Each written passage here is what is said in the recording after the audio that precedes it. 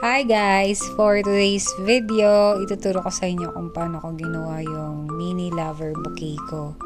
So, as you can see, gumamit ako ng 3 colors ng ribbon. So, yan, yung ginagawa ko na is pink. Nakagawa na kasi ako ng light blue tsaka yung purple. So, pink naman. So, ayan yung procedure ko how to make petals. Ganyan ko siya binaburn. Burn. Yan, ganyan yung folding natin. And then, pag na-fold mo na, i-burn mo na. Tapos, ganyan. Okay? So, until makagawa ka ng enough petal para sa iyong rose. So, nakagawa na ako ng 17 petals. And then, i-connect ko na siya like that using glue stick. Yan. And then, after nyan guys, kapag na-connect mo na lahat, so, magpo-form na siya ng ganyan. Then, ilalagay mo na yung pinaka-stick dyan. So, yan.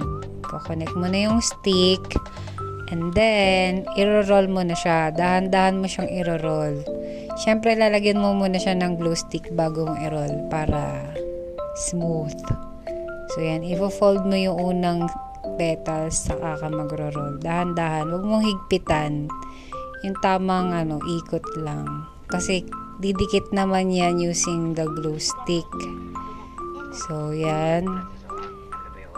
Ayusin natin ng very light. Tapos, lagay ulit tayo ng glue stick. And then, i-roll mo ulit. So, yon. Pagka-roll mo, yan, unti-unti mo na makikita yung katotohanan na nakagawa ka na ng satin rose. Like that. Okay? Diba? So, ganyan-ganyanin mo. And then, ayan na. Start na tayo sa pag-wrap. Nilagyan ko ng first layer niya. And then, yan, wrapping na. So, kinombine ko dyan is, syempre, light blue, light pink, and light purple na flower wrapper. So, bahala na kayo kung paano nyo siya pagsusunod-sunurin. Anyway, ganyan yung step ko. Yan. Tapos, after nyan, pag nalagyan mo na siya ng ganyan, narap mo na, talagyan mo na siya ng ribbon. So, ganun lang kadali, guys. So, I hope na may na-encourage na naman ako for today's video, no? Gawan nyo na lang bouquet ang mga mahal nyo sa buhay.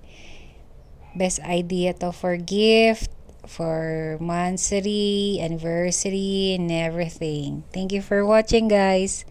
Bye.